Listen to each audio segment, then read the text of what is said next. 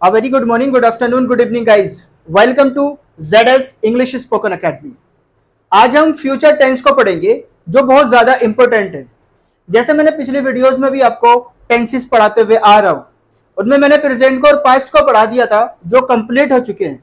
आज हम future indefinite tense को पढ़ेंगे क्योंकि टेंस का ये आज हमारा तीसरा पार्ट होगा फ्यूचर। फ्यूचर का भी हम पहला भाग पढ़ेंगे इंडेफिनिट। देखिए फ्यूचर इंडेफिनिट क्या होता है। जैसे हमारा प्रेजेंट इंडेफिनिट, पास्ट इंडेफिनिट था जिनको हम सिंपल प्रेजेंट सिंपल पास्ट बोलते थे, ये फ्यूचर इंडेफिनिट है, ये भी सिंपल फ्यूचर ही है। ये क्या होता है, इसका भी अपना एक आइडेंटिफिकेशन होता है, एक पहचान होती है जो बताता है कि अगर वाक्य इस तरीके के हैं तो ये इंडेफिनिट होंगे। इंडेफिनिट टेंस क्या होते हैं? इंडेफिनिट टेंस ऐसे होते हैं कि जिन हिंदी वाक्यों के अंत में गा, गी, गे आदि शब्द आते हैं, इस प्रकार के वाक्यों को हम प्रेजेंट इंडेफिनिट टेंस में बनाते हैं जो सिंपल होते हैं। जैसे मैं खाना खाऊंगा, मैं दिल्ली जाऊंगा, मैं अंग्रेजी पढ़ाऊंगा, मैं उसको पैसे नहीं दूंगा। इस तरीके के जो सेंटेंसेस होते हैं जो आने वाले समय में होने वाले होते हैं, आने वाले फ्यूचर की बात करते हैं, इस प्रकार के वाक्य को हम फ्यूचर इंडेफिनिट टेंस में बनाते हैं। आज हम इस वीडियो में पढ़ेंगे फ्यूचर इंडेफिनिट टेंस पूरा। इसके भी चारों भाग इंडेफिनिट के affirmative, negative, interrogative first and interrogative second. आइए गाइस तेजी से हम हेडिंग डालेंगे। सबसे पहले नंबर पर हम हेडिंग डालेंगे फ्यूचर इंडेफिनिट टेंस। ये हमारी हेडिंग थी गाइस, फ्यूचर इंडेफिनिट टेंस। इसका हम क्या लिखेंगे? पहचान लिखेंगे। हमें पता कैसे चलेगा कि ये फ्यूचर इंडेफिनिट टेंस है, ये फ्यूचर कंटिन्यूअस है, फ्यूचर परफेक्ट है या फ्यूचर परफेक्ट कंटिन्यूअस है। ये हमें पहचान बताती है कि ये कौन सा टेंस है। आइए इसकी आइडेंटिफिकेशन लिखेंगे, हेडिंग डालेंगे आइडेंटिफिकेशन।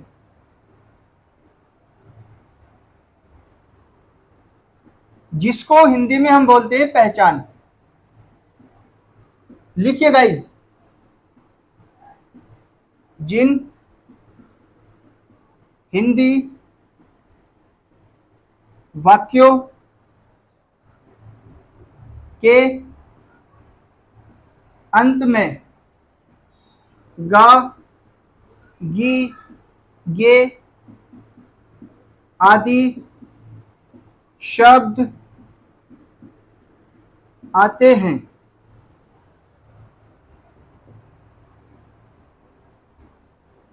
इस प्रकार के वाक्यों को हम फ्यूचर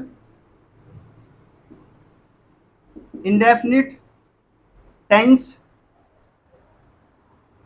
में बनाते हैं। राइट? इसका एक एग्जाम्पल देख लेंगे। मैं खाना खाऊंगा। देखिए ये यहां से यहां तक पूरा क्या है, एक वाक्य है। इस हिंदी वाक्य के अंत में ग आया, सिंपल सी बात कह रहा है, मैं खाना खाऊंगा। इसको इंग्लिश में ट्रांसलेट करेंगे, I will eat the food.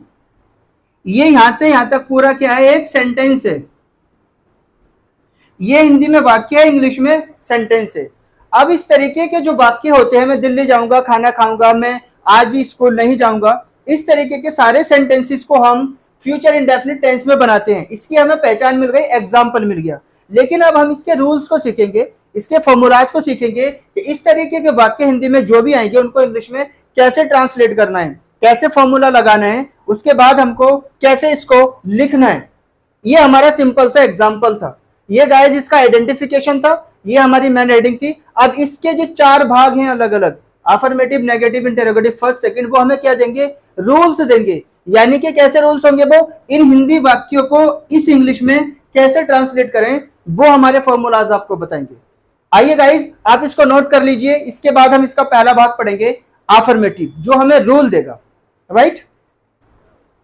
आइए गाइस अब हम इसके पहले भाग को पढ़ेंगे अफर्मेटिव को, जो हमें क्या देगा? एक रूल देगा। हेडिंग डालेंगे सबसे पहले अफर्मेटिव।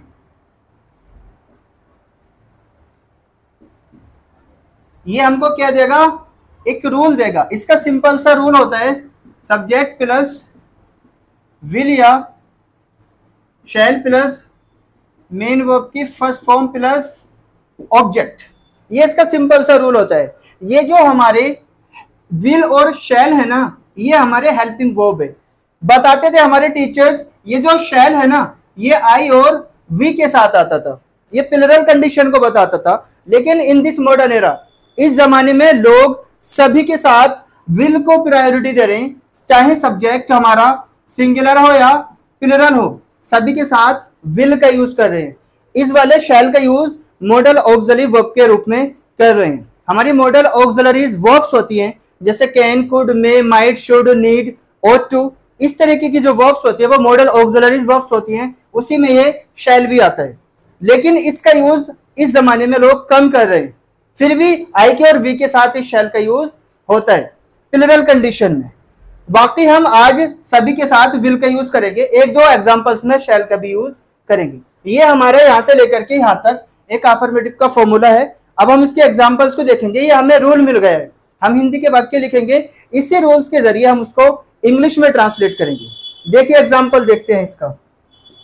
मैंने कहा वह खाना खाएगा, पहचान ने बता दिया, गा आ गया, फ्यूचर है। फिर इसके आगे बड़े सिंपल है, अफर्मेटिव है।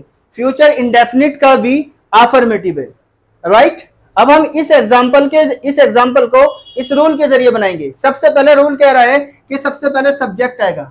सब्जेक्ट यहाँ पर क्या है, वह, काम को करने वाला क्या होता है, सब्जेक्ट होता है। और वह के लिए इंग्लिश में क्या आता है, ही। अब फिर रूल आगे कह रहा है कि हेल्पिंग वर्ब आएगी सब्जेक्ट के बाद। सब्जेक्ट अगर सिंगुलर है तो विल आएगा, या आईवी के साथ प्लूरल कंडीशन है तो शैल आएगा। अब ये जो हमारा शैल है ना, ये मॉडल ऑक्सिलरीज वर्ब्स के रूप में यूज हो रहा है, इसलिए हम सभी के साथ क्या यूज करेंगे, विल। अब देखिए सब्जेक्ट सिंगुलर है, हेल्पिंग वर्ब क्या आएगी, विल, ही विल। फिर आगे रूल कह रहा है कि मेन वर्ब की फर्स्ट फॉर्म आएगी। खाने को क्या बोलते हैं, ईट, तो मेन वर्ब की फर्स्ट फॉर्म क्या हो गई, eat. He will eat plus object, he will eat the food. Rule के अकॉर्डिंग बनाया। देखिए यहाँ पर ही हमारा सब्जेक्ट, विल हमारा हेल्पिंग वर्ब, ईट हमारा मेन वर्ब की फर्स्ट फॉर्म, ये हमारा ऑब्जेक्ट।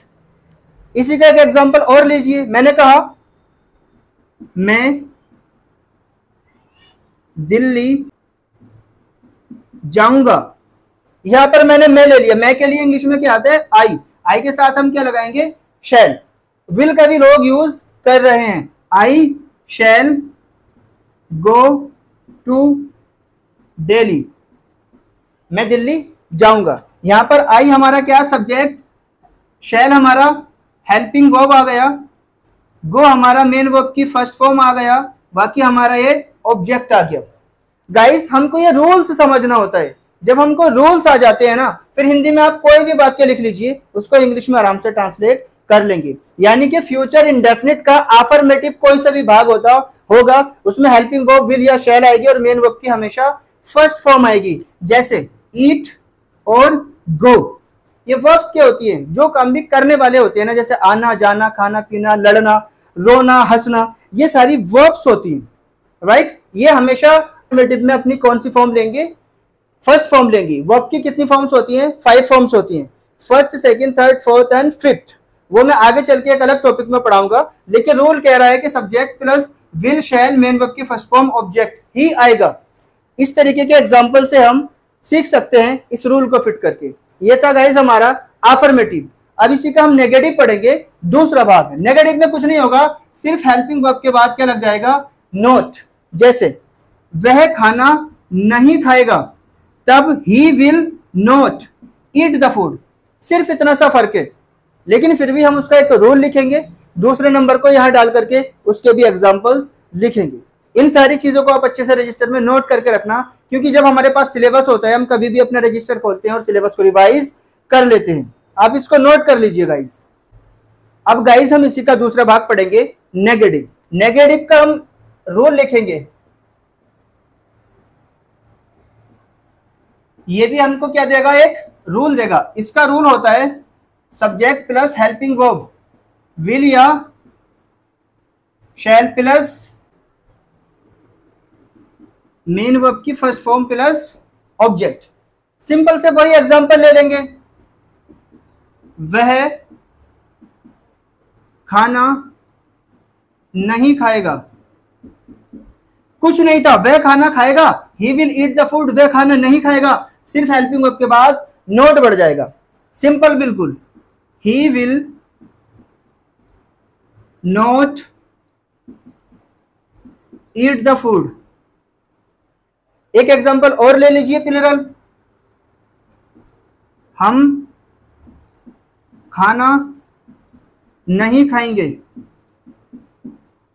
हम के लिए इंग्लिश में क्या आता है? वी के साथ विल लगा सकते हैं, चाहे शैल लगा सकते हैं, राइट? शैल लगा लीजिए, we shall not eat the food. ये हमारा नेगेटिव का एग्जांपल था गाइस। अफर्मेटिव में क्या था? अफर्मेटिव में सिंबल था वह खाना खाएगा, ही विल ईट द फूड। ये हमारा क्या था? ये हमारा अफर्मेटिव था। नेगेटिव में क्या होता है? नेगेटिव में सिर्फ नोट बढ़ जाता है या नहीं बढ़ जाता है, बाकी पूरे का पूरा अफर्मेटिव की तरह रहता है।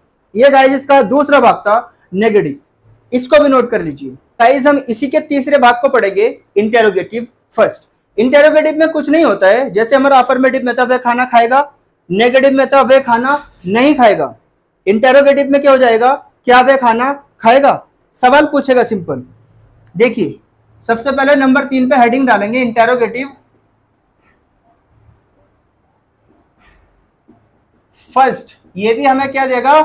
रूल देगा। इसमें क्या होता है? हेल्पिंग वर्ब पहले आ जाती है, विल या shall plus subject plus main verb की first form plus object plus question mark.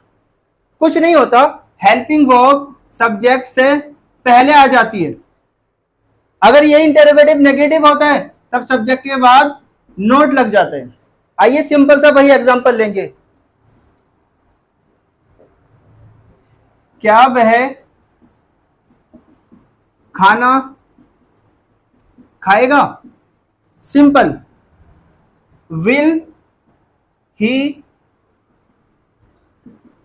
Eat the food. देखिए यहां पर विल कैसे आया? पहले ये रूल है, ये किसने बताया? फ्यूचर इंडेफिनिट के इंटेरोगेटिव फर्स्ट के रूल ने बताया।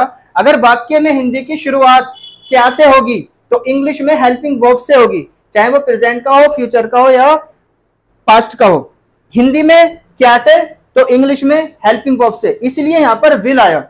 Will he eat the food, क्या वह खाना खाएगा? अगर यह होता क्या हम खाना नहीं खाएंगे। अब देखिए हेल्पिंग वर्ब सब्जेक्ट यहां पर प्लुरल है, यहां पर विल भी लगा देंगे चलेगा, लेकिन हम यहां पर क्या लगा रहे हैं? शैल लगा रहे हैं। Shall we not eat the food, क्या हम खाना नहीं खाएंगे? देखिए शैल यहां पर क्या है? हेल्पिंग वर्ब, वी क्या है? सब्जेक्ट, नॉट सब्जेक्ट के बाद आ गया, सिर्फ थोड़ा सा फर्क है। ईट द फूड, ये जो हमारा ईट है ना, ये मेन वर्ब की फर्स्ट फॉर्म है, बाकी का ये हमारा ऑब्जेक्ट है। सिर्फ इतना सा फर्क है गाइस। हम चीजों को समझ लेंगे ना तो सारी चीजें धीरे धीरे हमारे लिए आसान हो जाएंगे। ये तीसरा भाग था इस फ्यूचर इंडेफिनिट का इंटेरोगेटिव फर्स्ट, तीसरा भाग था। अब चौथा पढ़ेंगे इंटेरोगेटिव सेकंड। कुछ नहीं होता, उसमें सिर्फ क्वेश्चन बढ़ जाता है। जैसे ये था क्या वह खाना खाएगा, वो हो जाएगा वह खाना क्यों खाएगा, वह खाना क्यों नहीं खाएगा। यानी कि WH फैमिली के शब्द आ जाते हैं, उसमें वो रीजन पूछता है और इस इंटेरोगेटिव फर्स्ट में हाँ ना में जवाब मिल जाता है। जैसे ये था क्या वह खाना खाएगा, आप बोल सकते हो यस, पूरा जवाब मिल गया, हाँ खाना खाएगा। क्या वह खाना खाएगा, आप बोल सकते हो नो, वह खाना नहीं खाएगा। तब इंटेरोगेटिव फर्स्ट में हमारे टीचर्स ने यही बात बताई कि इंटेरोगेटिव फर्स्ट के रूल को अलग बना दो ताकि उसका हाँ ना का जवाब मिल सके। इंटेरोगेटिव सेकंड में हाँ ना में जवाब नहीं दे सकते, उसमें रीजन बताना पड़ता है। जैसे वह खाना क्यों खाएगा तो आप कहेंगे यस, ये कोई जवाब है नहीं, आप उसका रीजन बताएंगे कि वो खाना क्यों खाएगा, वो खाना जीने के लिए खाएगा।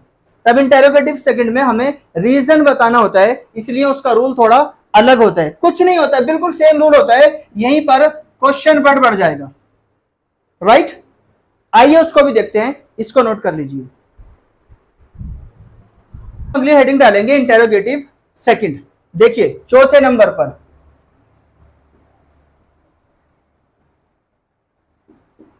इंटेरोगेटिव सेकंड, ये भी हमें क्या देगा, एक रूल देगा। इसमें क्या होता है, question word plus helping verb will या shall plus subject plus main verb की first form plus object plus question mark, इतना होता है गाइस, बाकी कुछ नहीं होता। देखिए सारे सेंटेंसेस में क्वेश्चन मार्क जरूर आता है। आइए इसके भी एग्जांपल देखते हैं। वह खाना क्यों खाएगा। अब ये जो क्यों है ना, ये हमारा क्वेश्चन वर्ड है, और क्यों के लिए इंग्लिश में क्या आता है, वाई। तब why helping verb will he eat the food. वह खाना क्यों खाएगा, क्योंकि रूल कह रहा है सबसे पहले क्वेश्चन वर्ड आएगा। क्वेश्चन वर्ड आ गया हमारा वाई, रूल कह रहा है हेल्पिंग वर्ब आएगी, हेल्पिंग वर्ब आ गई हमारी विल, रूल कह रहा है सब्जेक्ट आएगा, सब्जेक्ट आ गया हमारा ही, रूल कह रहा है मेन वर्ब की फर्स्ट फॉर्म आएगी, फर्स्ट फॉर्म आ गया हमारा ईट, रूल कह रहा है ऑब्जेक्ट आएगा, ऑब्जेक्ट आ गया हमारा फूड। सिंपल सा रूल के अकॉर्डिंग हमको सेंटेंस बनाना है। दूसरा एग्जांपल देखते हैं। हम खाना कहाँ नहीं खाएंगे। देखिए इसमें नहीं बढ़ गया, जब जब भी नोट बढ़ता है सब्जेक्ट के बाद हम नोट लगा देते हैं। हम खाना कहे नहीं खाएंगे, कहाँ के लिए इंग्लिश में क्या आता, where, shall we not eat the food. हम खाना कहाँ नहीं खाएंगे, ये जो हमारा वेयर है ये क्वेश्चन वर्ड है, शैल हमारा हेल्पिंग वर्ब है, वी हमारा सब्जेक्ट है, ईट हमारा मेन वर्ब की फर्स्ट फॉर्म है, बाकी का हमारा ऑब्जेक्ट है। सिर्फ नहीं की वजह से यहां पर हमारा नोट बढ़ गया। ये था गाइस हमारा इंटेरोगेटिव सेकंड, किसका, फ्यूचर इंडेफिनिट टेंस का, जिसका हमने आइडेंटिफिकेशन पढ़ा था। जिन हिंदी वाक्यों के अंत में गा गी गे आदि शब्द आते हैं, इस प्रकार के वाक्यों को हम फ्यूचर इंडेफिनिट टेंस में बनाते हैं। गाइस जब तक आप चीजों को डिटेल में नहीं समझेंगे ना, बेसिक स्ट्रक्चर को कंप्लीट नहीं करेंगे, तब तक आपको इंग्लिश नहीं आएगी। इंग्लिश जब आने लगती है ना, धीरे धीरे हम सीखने लगते हैं, तो सिर्फ एक ही चीज की जरूरत पड़ती है, वो है हमारी वोकैबुलरी, शब्द अर्थ। फिर हमको वो कलेक्ट करने होते हैं, याद करने होते हैं, उनकी प्रैक्टिस करनी होती है, फिर हम इंग्लिश बोलना शुरू कर देते हैं। लेकिन उन सारी चीजों से पहले कम से कम सेंटेंस के स्ट्रक्चर को तो बनाना हमें आना चाहिए। हम इसको अगर गलत बनाएंगे, मैंने कहा वाई की जगह हम हाउ लगा देते और हिंदी में वाई होता, तो इसका तो गलत मतलब निकलता, हम खाना कैसे खाएंगे, लेकिन पूछ रहा था हम खाना क्यों खाएंगे। इसलिए चीजों की नॉलेज होना भी बहुत जरूरी है। इसको नोट कर लीजिए गाइस, यहां पर आपका पूरा फ्यूचर इंडेफिनिट टेंस कंप्लीट हो गया। ये जो है ना फ्यूचर, ये जो फ्यूचर है ना, ये फ्यूचर हमारा किसका भाग है, ये जो हमारा फ्यूचर है ना, ये फ्यूचर हमारा किसका भाग है, टेंस का। और इसी टेंस का आगे का भाग होता है इंडेफिनिट। इंडेफिनिट के भी जो 4 भाग होते हैं ना, जो मैंने आपको पढ़ाए थे, affirmative, negative, interrogative first, interrogative second, ये सबके सब भाग हमें क्या देते हैं, रूल देते हैं। क्या देते हैं, रूल। देखिए जैसे अफर्मेटिव ने कहा था वह खाना खाएगा, नेगेटिव ने कहा था वह खाना नहीं खाएगा, इंटेरोगेटिव फर्स्ट ने कहा था क्या वह खाना खाएगा, इंटेरोगेटिव सेकंड ने कहा था वह खाना क्यों खाएगा।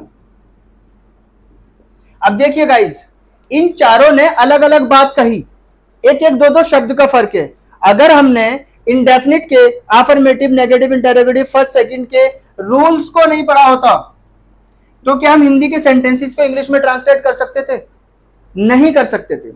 इसीलिए रूल्स को पढ़ना बहुत जरूरी है। आज के लिए इतने ही काफी है गाइस। अगली वीडियो में बहुत जल्दी मिलेंगे इसी फ्यूचर के दूसरे भाग कॉन्टिन्यूस के साथ, राइट। दूसरा भाग हम कॉन्टिन्यूस पढ़ेंगे बहुत जल्दी। इस वीडियो में जो भी आपको समझ में नहीं आया हो, आप प्लीज कमेंट करके मुझे जरूर बताएं, ताकि मैं इसमें थोड़ा इंप्रूव करके आपको दोबारा समझा दूं। अगर कुछ भी आपने इस वीडियो से सीखा हो तो वीडियो को लाइक कीजिएगा, शेयर कीजिएगा, ताकि औरों तक भी पहुंचे और उनको भी नॉलेज बढ़े। Thank you so much for watching this video.